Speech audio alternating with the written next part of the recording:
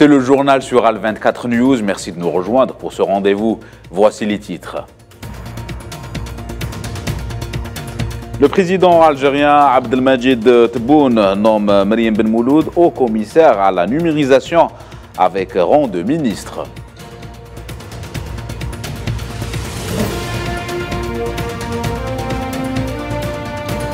Au moment où l'envoyé spécial de l'ONU, Staffan de Mistura, effectue sa première visite au Sahara occidental, le Front Polisario réitère la position constante de la lutte des Sahraouis.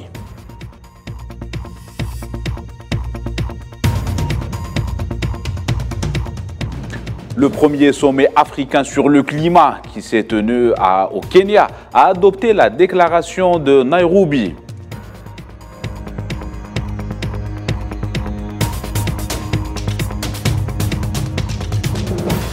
Sommet de l'ASEAN en Indonésie, la Chine appelle à un front commun pour empêcher une nouvelle guerre froide.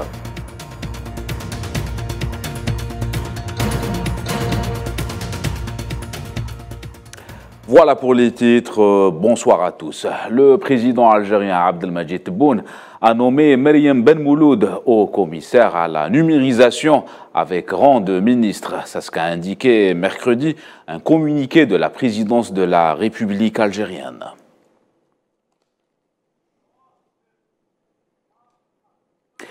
Visite du chef de la diplomatie algérienne, Ahmed Attaf, en Turquie. Le ministre algérien des Affaires étrangères s'est entretenu avec le président turc Recep Tayyip Erdogan. Ahmed Attaf a évoqué la situation au Niger et l'initiative proposée par le président algérien Abdelmajid Tebboune pour trouver une solution à la crise. Et suite au changement anticonstitutionnel survenu le 27 juillet dernier. Au Sahara occidental, le représentant du Front Polisario en Suisse et auprès de l'ONU et des organisations internationales à Genève, Oubi Bouchraya Bachir, a affirmé hier que la répression des manifestants par le Maroc sous les yeux de l'envoyé personnel du secrétaire général des Nations Unies pour le Sahara occidental, Staffan de Mistura, en visite depuis lundi à Laayoune, se voulait un message clair que le conflit au Sahara occidental était toujours de mise. Oubi Bouchraya s'exprimait lors d'une interview accordée à la chaîne BBC arabique.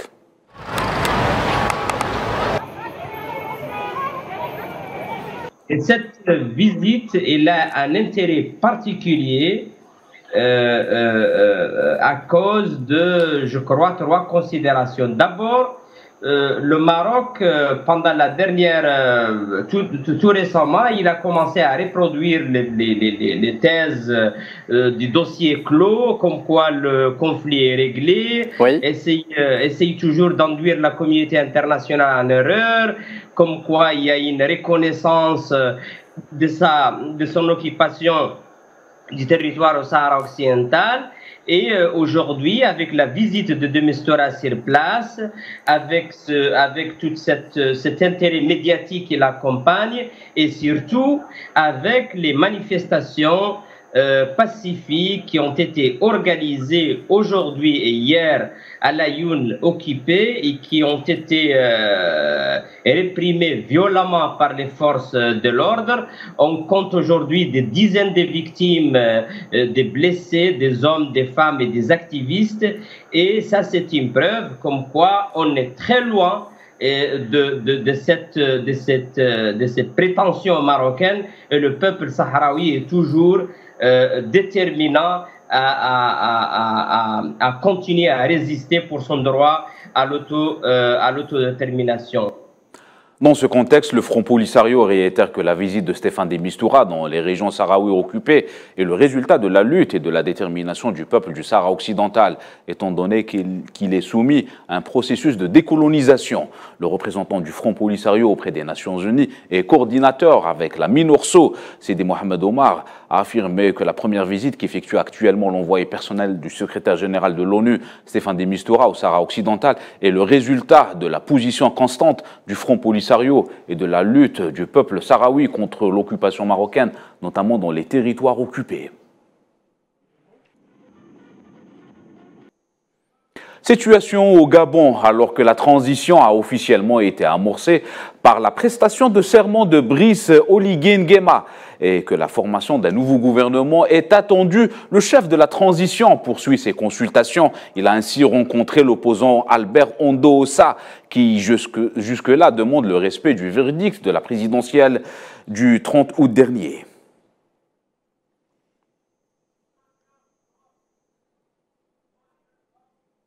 Actualité continentale toujours, les dirigeants des pays d'Afrique de l'Est ont décidé de prolonger le mandat de leurs forces déployées dans l'Est de la République démocratique du Congo pour tenter d'y ramener la paix. Décision prise à l'issue d'un sommet hier à Nairobi, ayant regroupé les 7 pays de la communauté des États d'Afrique de l'Est, l'EAC.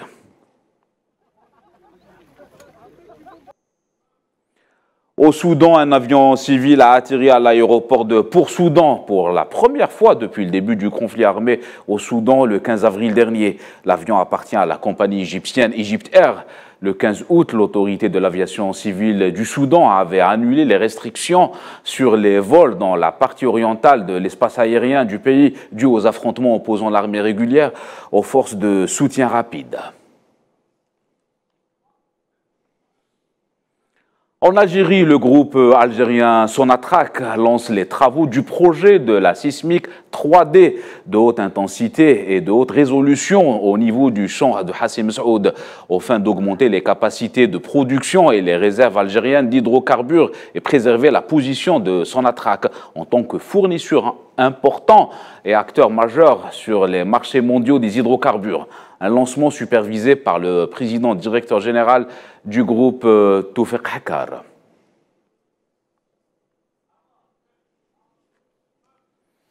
Pour la première fois depuis le coup d'État du Niger le 26 juillet dernier, des discussions ont eu lieu entre des militaires français et des officiers nigériens sur un retrait partiel de certains éléments militaires français qui y sont déployés. Mais l'essentiel des forces françaises au Sahel devrait pour le moment rester à Niamey, la capitale du Niger. Pour rappel, la présence militaire française au Niger suscite une opposition depuis la destitution du président Mohamed Bazoum à l'issue du coup de force mené par le CNSP.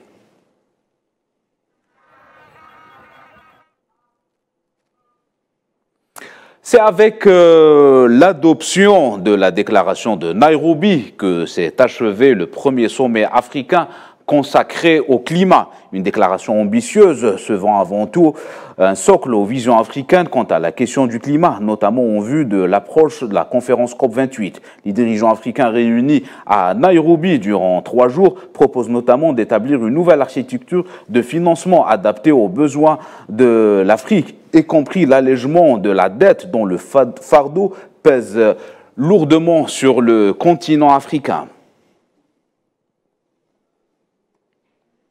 Et c'est le président kényan William Ruto qui a conclu ce sommet africain sur le climat. Ce sommet africain sur le climat, le premier rendez-vous environnemental organisé en Afrique, à travers lequel le président kényan a alerté sur les inégalités économiques dont le continent africain est victime.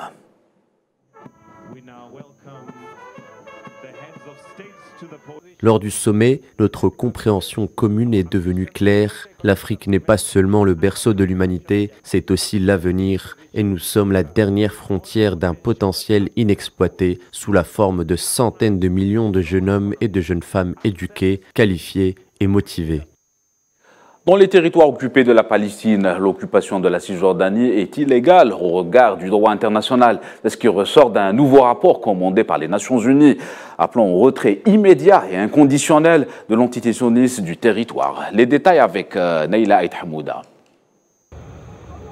Tous les éléments sont réunis pour que l'occupation soit considérée comme illégale. C'est du moins ce qui ressort du rapport annuel 2023 commandé par le Comité des Nations Unies pour l'exercice des droits inaliénables du peuple palestinien. Parce que l'occupation est illégale, les conséquences devraient être le retrait complet, immédiat et inconditionnel des forces militaires, le départ des colons, l'abrogation de toutes les lois discriminatoires et le démantèlement du régime administratif militaire. L'entité sioniste exerce une occupation permanente sur les territoires palestiniens et leur population depuis plus de 70 ans. Et les conclusions sont alarmantes. La horde sauvage sioniste use de la violence de manière constante et quasi quotidienne et arbitraire envers un peuple sans défense. Les colons envahissent quotidiennement des villages palestiniens avec le soutien des forces armées sionistes et des militaires lourdement armés. Conséquences, violences physiques, tirs à balles réelles, arrestations, intimidations, humiliations et meurtres de sang-froid sans aucune distinction entre des hommes adultes et des enfants. D'ailleurs, les prisons de l'entité sioniste regorgent d'enfants entre 8 et 15 ans qui purgent des peines sans être jugés. Face à cette discrimination à l'encontre de la population palestinienne, de nombreux observateurs ont dénoncé le passage d'une situation d'occupation déjà menée au mépris des règles du droit international à un régime d'apartheid assumé par l'occupant sioniste. Riyad Mansour, le représentant permanent de l'État de Palestine auprès des Nations Unies, a salué ce rapport qui corrobore ces dénonciations d'un point de vue juridique. C'est un argument juridique extrêmement puissant, solide et bien documenté sur l'occupation. Il contribue à l'argument juridique très solide que les Palestiniens ont présenté à la Cour internationale de justice afin de se libérer de ce système d'occupation diabolique. Pour rappel, en mars 2022, le rapporteur spécial des Nations Unies sur les droits humains dans les territoires palestiniens occupés a présenté un rapport attestant déjà de cet état d'apartheid. L'actualité, c'est aussi les inondations en Turquie. Selon le dernier bilan, en date, au moins 5 personnes sont mortes mardi soir dans des inondations, dont 2 à Istanbul. Les services d'urgence ont également déploré 4 morts dans la province de Kirklareli, au nord-ouest, où 2 autres personnes restent portées disparues. Le ministre de l'Intérieur a fait état de 31 blessés, dont 8 encore hospitalisés à Istanbul, où des rues ont été transformées. Une station de métro a été partiellement inondée et des dizaines de personnes ont dû être évacuées d'une bibliothèque municipale, selon des médias locaux. Des inondations aussi en Grèce après les feux de forêt. Ce pays a été frappé par des pluies de 600 à 800 mm en 24 heures dans le centre du pays. 2 personnes ont été retrouvées mortes ces 2 derniers jours en Magnésie et au moins 4 sont portées disparues dans cette région située à quelques 330 km au nord d'Athènes. Les autorités restent en état d'alerte jusqu'à l'arrêt de ces pluies diluviennes attendues jeudi et lundi soir. Les orages ont aussi touché l'île d'Eubée, proche d'Athènes, où ils ont provoqué des glissements de terrain.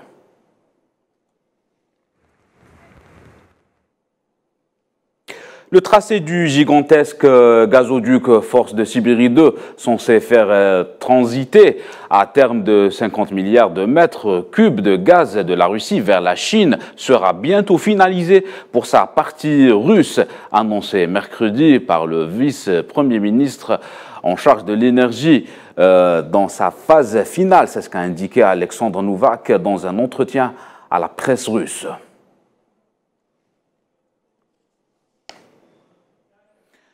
Et en Ukraine, un nouveau ministre de la Défense a été nommé ce mercredi par le Parlement ukrainien. Il s'agit de Rostem Umerov, âgé de 41 ans. Il remplace ainsi Oleksiy Reznikov, empêtré dans des affaires de corruption qui occupait ce poste depuis 2021. Le point avec Iman Merad.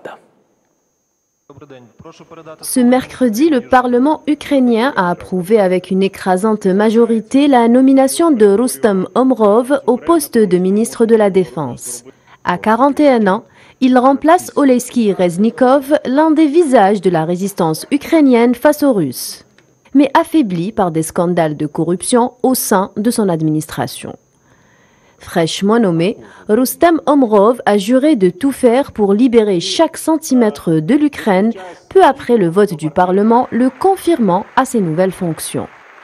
Je ferai le possible et l'impossible pour la victoire de l'Ukraine quand nous aurons libéré chaque centimètre de notre pays et chacun des nôtres. Notre plan, c'est la victoire sans nuance ni discussion. Le président ukrainien Volodymyr Zelensky avait annoncé dimanche qu'il allait demander cette semaine au Parlement de Kiev le limogeage du ministre de la Défense et son remplacement par le dit Rostem Umerov, directeur du Fonds de la propriété de l'État. J'ai décidé de remplacer le ministre de la Défense de l'Ukraine. Oleski Reznikov a vécu plus de 550 jours de guerre à grande échelle. Je pense que le ministère a besoin de nouvelles approches et d'autres formats d'interaction avec l'armée et la société en général. C'est désormais Rustem Umerov qui doit diriger le ministère. Pendant que le nouveau ministre de la Défense se promet de libérer toute l'Ukraine, les forces russes continuent d'avancer, occasionnant plusieurs dégâts. Au moins 16 personnes ont été tuées ce mercredi et 31 autres blessées par un bombardement russe sur un marché dans l'est de l'Ukraine, à une trentaine de kilomètres de Bakhmout.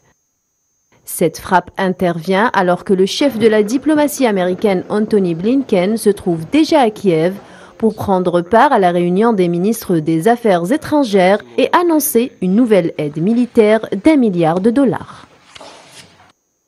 Et justement, le secrétaire d'État américain Antony Blinken s'est rendu dans la capitale ukrainienne Kiev dans le cadre d'une visite qui n'était pas prévue. Selon la presse américaine, Blinken s'apprête à annoncer une aide d'1 milliard de dollars supplémentaires pour Kiev. Une visite qui survient dans un contexte de conflit russo-ukrainien, notamment à l'est du pays, dans la région de Donetsk.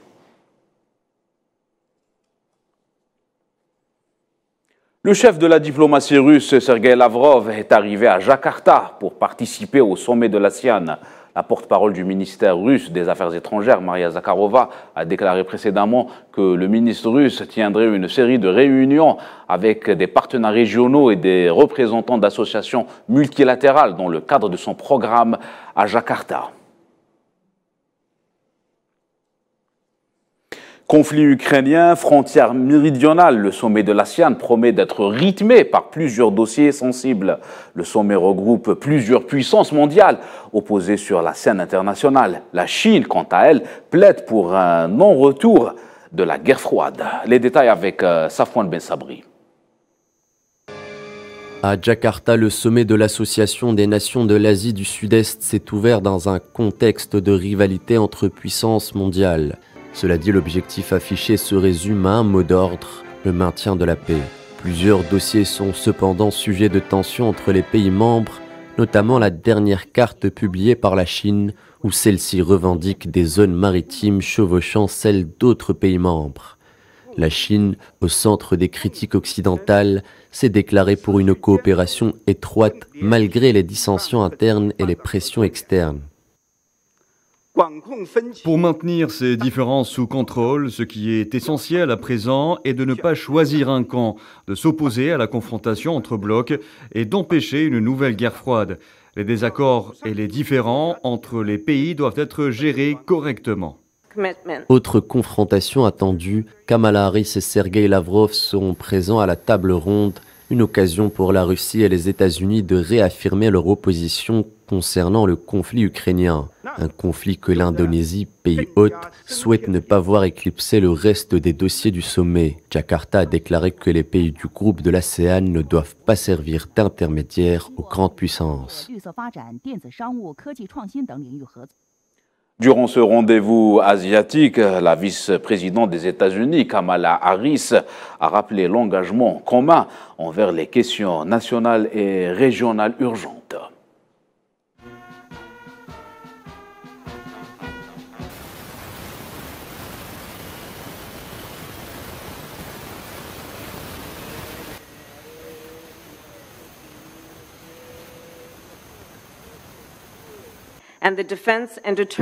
Nous avons un engagement commun envers les règles et les normes internationales et envers notre partenariat sur les questions nationales et régionales urgentes, telles que la crise en Birmanie. Les États-Unis continuent à faire pression sur le régime pour qu'il mette fin à cette violence effroyable, qu'il libère toutes les personnes injustement détenues et qu'il rétablisse la voie vers une démocratie inclusive en Birmanie. C'est la fin de cette édition. Merci à vous de nous avoir suivis. Excellente soirée à tous.